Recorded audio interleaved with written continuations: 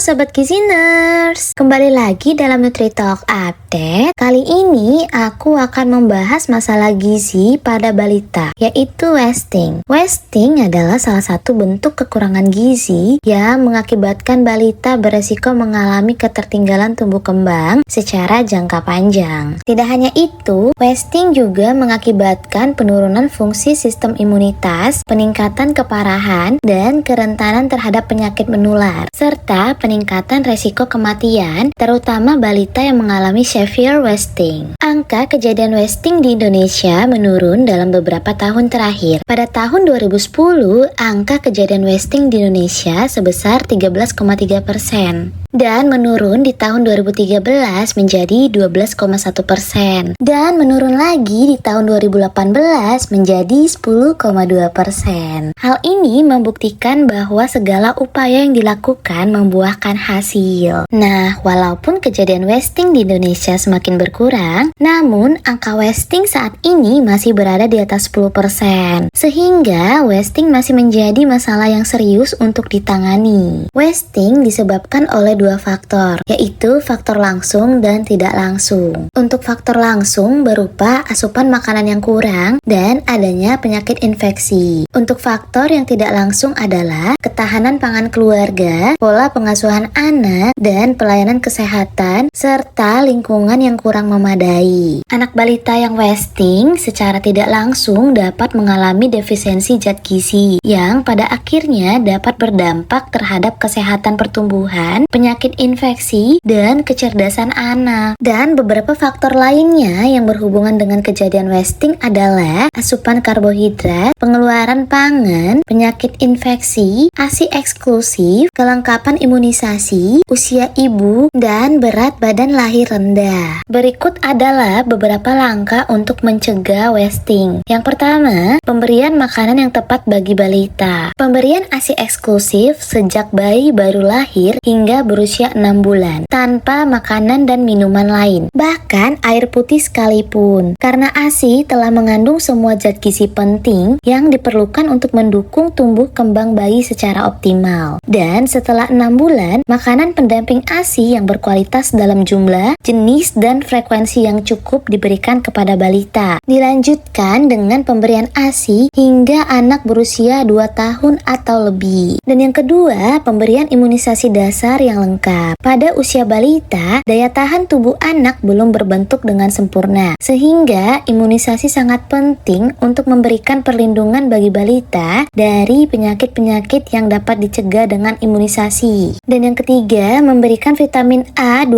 kali dalam setahun. Selain imunisasi, pemberian vitamin A bermanfaat untuk memperkuat daya tahan tubuh anak dan mencegah penyakit yang sering terjadi pada balita seperti campak dan diare yang bisa menyebabkan wasting. Kapsul vitamin A biasanya tersedia setiap bulan Februari dan Agustus di posyandu atau layanan kesehatan terdekat lainnya. Pastikan untuk berkonsultasi dengan tenaga kesehatan setempat mengenai jadwal dan ketersediaan vitamin A di daerah Anda. Dan yang keempat, segera bawa balita sakit ke fasilitas kesehatan terdekat. Balita yang sakit disarankan untuk segera dibawa ke fasilitas kesehatan terdekat agar mendapatkan penanganan yang cepat dan tepat. Penanganan balita sakit perlu dilakukan segera agar tidak sampai mengganggu tumbuh kembang anak. Dan yang kelima, rutin ke posyandu. Rutin ke posyandu atau fasilitas kesehatan lainnya untuk memantau pertumbuhan dan perkembangan anak. Kunjungan ke posyandu sebaiknya dilakukan setiap bulan untuk deteksi dini jika terjadi gangguan tumbuh kembang anak. Dan yang terakhir, menerapkan pola hidup bersih dan sehat. Menerapkan pola hidup bersih dan sehat seperti mencuci tangan dengan sabun dan air mengalir dan tidak buang air besar sembarangan. Menjaga kebersihan lingkungan rumah agar tidak menjadi sarang bakteri dan virus penyebab penyakit yang dapat berkontribusi terhadap kondisi wasting. Baiklah, sekian pembahasan aku terkait wasting. Bagi kamu yang memiliki pertanyaan, dapat menuliskannya di kolom komentar. Jangan lupa like dan subscribe dan bagikan informasi penting ini kepada keluarga